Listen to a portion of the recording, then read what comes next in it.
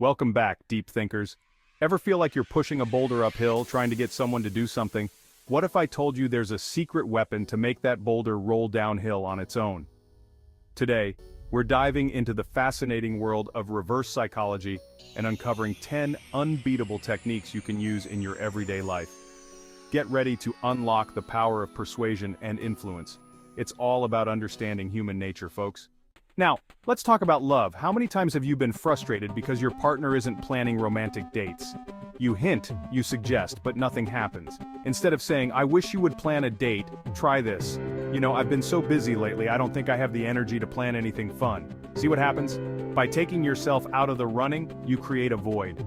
And often, that void triggers the other person to step up. This isn't about playing games, folks. It's about understanding human nature. We all have a natural inclination to fill a void, to take action when we perceive a need. But be genuine. Don't make it a manipulative tactic. Your tone and delivery matter. If you come across as resentful or sarcastic, the whole thing backfires. It's about subtle suggestion, not blatant manipulation. Think of it as planting a seed. You provide the right conditions, and then you let it grow. Remember, healthy relationships are built on trust and open communication. Use this technique sparingly and with good intentions. Let's talk about the workplace. You're a manager with a challenging project and you need your team to step up. Nobody seems eager to take the lead. Instead of assigning it directly, try this. "This project is pretty complex. I'm not sure anyone here has the experience to handle it." Now, watch what happens. Someone, driven by the need to prove their competence, will likely volunteer. This taps into people's desire to be recognized and valued. By downplaying the project's feasibility, you create an opportunity for someone to rise to the challenge. But again, sincerity is key. Don't be condescending. Frame it as a genuine concern.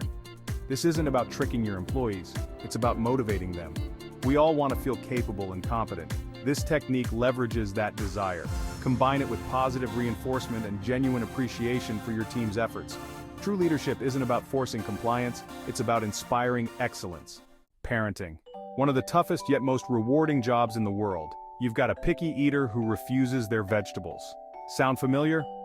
Instead of forcing the issue, try this. "These broccoli florets are for grown-ups only." You're probably not ready for them yet. Suddenly, those broccoli florets become the forbidden fruit. Children by nature want to prove they're capable. By framing the vegetables as something they're not allowed to have, you create an instant desire. They want to prove they're big enough to handle the grown-up food. This isn't about trickery, it's about understanding child psychology. Kids are naturally curious and often driven by a desire to defy expectations.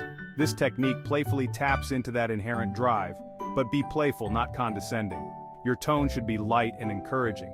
Parenting is about guiding your children, not controlling them. The real magic lies in the connection you build with your child. Reverse psychology in social events. Sometimes getting friends to commit can feel like pulling teeth. They have a million excuses. Try this. "Don't worry about coming to the party, it's probably going to be pretty boring anyway." This takes the pressure off. By downplaying the event, you remove the obligation they might be feeling. This often makes them more likely to attend. People are drawn to things that seem exclusive or scarce.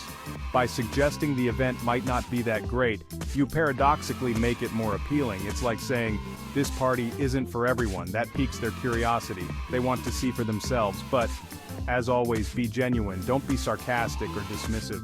Social gatherings are about connection and enjoyment. The goal is to create a fun and inclusive environment where everyone feels welcome. Reverse psychology in friendships. Sometimes your friend is going through something but they're closed off. Instead of pushing them to open up, try this. "I know you don't want to talk about it, and that's okay. I understand." This gives them space.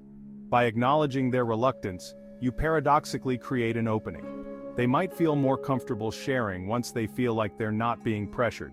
This isn't about playing games, it's about respecting boundaries. We all need space sometimes. By giving your friend that space, you're showing them that you trust them and that you're there for them when they're ready. True friendship is about being present, not pushy. It's about offering support without demanding reciprocation. Be there for them, listen without judgment, and encourage them to seek professional help if needed. Reverse psychology in team projects. Getting everyone to contribute equally can be a challenge. Try this. "This project is probably going to be too much for us to handle. Maybe we should scale it back." This can spark a collective desire to prove you wrong. The team might rally together, determined to show they can handle the challenge. This taps into the power of group dynamics. People often perform better when they feel like they're part of something bigger than themselves. By expressing doubt, you inadvertently create a shared goal. The team unites against the perceived limitation, working together to achieve success. This isn't about manipulation, it's about motivation. It's about inspiring your team to reach their full potential. True leadership is about empowering your team, not controlling them. Reverse psychology and family dynamics. Family dynamics can be quite the challenge, can't they? Siblings fighting? Try this. I guess you two are just going to have to fight forever. I can't make you get along. Sometimes the best way to stop a fight is to stop trying to stop it. By removing yourself from the equation, you allow the siblings to work things out on their own. This isn't about giving up, it's about giving them space. Children often fight for attention. By refusing to engage in the power struggle, you take away the fuel that feeds the fire. They might just surprise you and resolve the conflict themselves. This isn't about manipulation, it's about understanding family dynamics. Siblings often have a complex relationship. By stepping back, you allow them to navigate these complexities on their own. However, be mindful of the situation. If the fighting becomes physical or harmful, intervention is necessary. Public speaking. Want to engage your audience? Try this. This presentation is probably going to be pretty boring. Feel free to leave if you get restless. This instantly disarms the audience. By lowering their expectations, you create a paradoxical sense of curiosity. They might be more inclined to listen, just to see if you're actually as boring as you claim to be. This isn't about self-deprecation. It's about connecting with your audience. It's about breaking down the barriers and creating a sense of rapport. By acknowledging the potential for boredom, you create a shared experience. The audience feels like you're on their side. Use it as a hook to grab their attention, and then deliver valuable content that keeps them engaged. Public speaking is about communication and connection. Negotiations. Want to get a better deal? Try this. I'm not sure if I can afford your price. I might have to go with a different vendor. This creates a sense of urgency. The other party might be more willing to negotiate if they think they might lose your business. This isn't about playing hardball, it's about understanding negotiation dynamics. It's about creating a win-win situation. By expressing your limitations, you invite the other party to find a solution that works for both of you. However, be prepared to walk away. Don't bluff if you're not serious. Negotiation is about finding common ground, not about winning at all costs. Customer service. Dealing with a difficult customer? Try this. I understand you're upset, but I'm not sure there's anything I can do. This can sometimes diffuse the situation. By acknowledging their frustration, but expressing your limitations, you shift the dynamic. The customer might realize they're being unreasonable and adjust their behavior.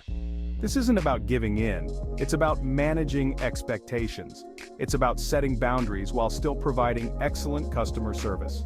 By expressing your limitations, you invite the customer to find a solution within the realm of possibility. However, be empathetic and understanding. The customer wants to feel heard and valued. Customer service is about building relationships, not about winning arguments. Keep thinking deeply.